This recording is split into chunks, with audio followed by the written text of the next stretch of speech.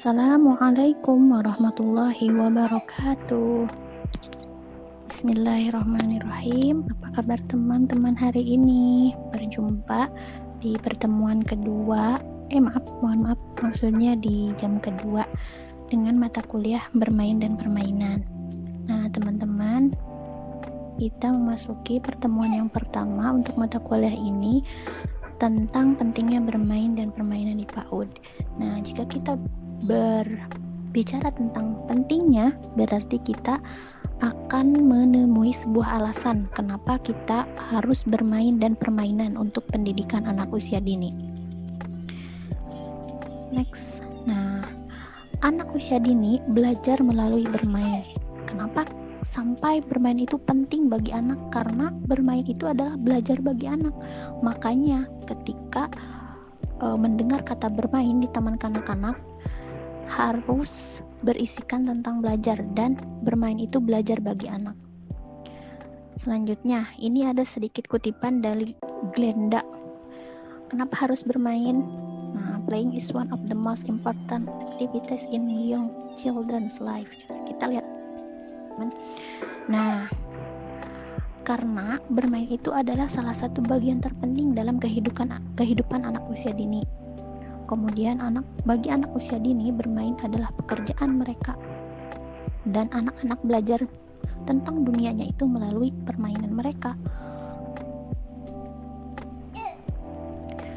Glenda ini mengemukakan kutipan seperti ini, menunjukkan bahwa bermain itu sangat penting bagi anak, sangat penting bagi pendidikan anak usia dini. Sesuai dengan slide desain slide ini, I'm learning. Nah, itu juga menunjukkan bahwa bermain itu adalah belajar bagi anak. Selanjutnya, ini masih tentang alasan kenapa harus bermain. Yang pertama yaitu semua orang perlu bermain. Play is not just for children. Sebetulnya setiap manusia itu memerlukan bermain, tidak hanya bagi anak usia dini. Karena setiap orang itu butuh time out untuk refreshing dan memotivasi mereka gitu. Nah, di sini juga kita kan masih suka bermain gitu, main game atau main apapun sejenak jeda bagi kita untuk membuat diri kita lebih rileks dan menyenangkan. Selanjutnya, kenapa harus bermain? Karena itu menjadi hak anak. Dunia anak-anak adalah bermain, maka penanaman nilai-nilai kehidupan akan mudah dirasakan oleh anak dan meresap ke dalam dirinya itu ketika diberikan itu melalui permainan, melalui bermain gitu, dan itu akan lebih melekat dalam ingatannya ketimbang diberikan materi-materi yang bersifat klasikal dan membosankan gitu. Selanjutnya, setiap anak berhak atas pilihan kesempatan bermain dengan waktu dan ruang yang diperlukan. Nah, ini dibutuhkan untuk mengembangkan kemampuan mereka, mengembangkan potensi mereka. Ini dikemukakan Lowman. Selanjutnya, masih dengan alasan kenapa kita harus bermain di pendidikan anak usia dini, yaitu 5 tahun pertama kehidupan sangat penting bagi perkembangan otak seorang individu. Seorang anak itu di usia 0-6 tahun itu merupakan usia golden age yang isinya itu harus berisikan hal-hal yang memang bekal bagi kehidupan selanjutnya gitu. Karena yang terjadi di usia 0-6 tahun itu sifatnya permanen dan itu akan tersimpan di memori jangka panjang anak. Makanya di usia ini harus diisi dengan hal-hal yang menyenangkan. Selanjutnya yaitu faktor penting dalam membangun hubungan antara orang tua dan anak, kemudian antara guru dan siswa, kemudian antara anak dan teman-temannya.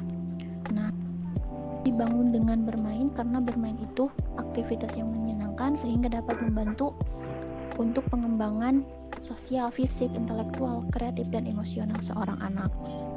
Selanjutnya, ini bisa dibaca sama teman-teman sendiri karena terlalu panjang dan akan memakan waktu. Nanti kalau misalnya ada yang ditanyakan di slide ini bisa dibahas di kelas ya. Apa yang dapat dipelajari dari bermain dan permainan? Ini banyak sekali yang dapat dipelajari oleh anak.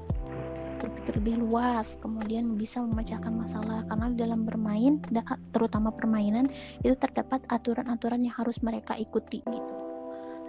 Dan ada beberapa permainan yang menuntut ia untuk berpikir, misalnya permainan congklak itu yang kita lihat itu hanya sebuah permainan, tetapi dalam permainan itu terkandung beberapa kemampuan yang bisa anak kuasai. Pertama, ia mengklasifikasi, memasukkan congklaknya itu satu demi satu ke lubang-lubang.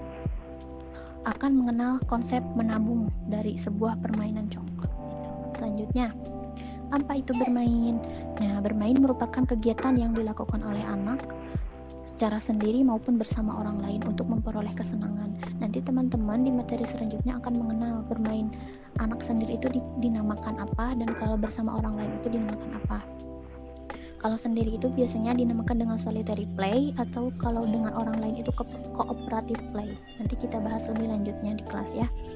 Selanjutnya, ini masih dalam definisi bermain, dipilih dan diarahkan secara bebas oleh anak. Yang namanya bermain itu tidak terikat, jadi anak bebas memilih kegiatan apa yang ingin dia mainkan. Selanjutnya, dilakukan demi kepentingannya sendiri. Nah, karena bermain itu berprinsip untuk menyenangkan seorang individu, maka itu dilakukan untuk kepentingan dirinya sendiri, menyenangkan, tersendiri. Kemudian penting bagi kesehatan fisik dan mental anak, terutama bermain yang menggunakan kekuatan fisik seperti lari-larian, kemudian perosotan dan sebagainya. Selanjutnya yaitu digunakan oleh anak untuk mencerminkan pengalamannya sehari-hari. Nah, berbeda dengan yang sebelumnya, kalau ini kan bermain. Apa bedanya dengan permainan? Nah, kalau permainan itu merupakan suatu aktivitas bermain yang di dalamnya telah memiliki aturan yang jelas.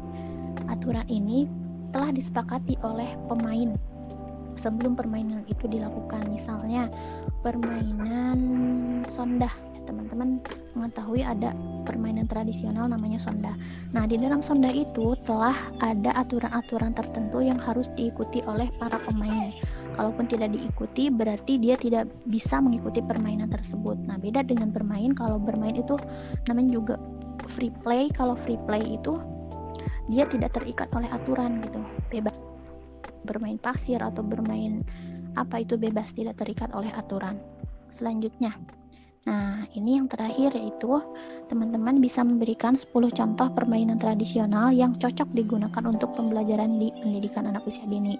Nanti dibuat kolom saja. Kolom yang pertama itu jenis permainannya apa, kemudian di kolom yang kedua itu cocoknya digunakan untuk pembelajaran apa. Misalnya seperti yang sudah saya sampaikan tadi, permainan tradisional congklak digunakan pada pembelajaran kemampuan matematika bagi anak, yaitu konsep menabung, kemudian membilang, mengklasifikasi, dan sebagainya. Itu diketik, kemudian bisa dalam format PDF atau Word, nanti di-upload seperti yang tadi ya, di-upload di presensi perkuliahan. Baik teman-teman, cukup sekian. Semoga dapat dipahami. Kalau misalnya ada pertanyaan, nanti ditulis saja dulu, nanti kita bahas minggu depan di kelas.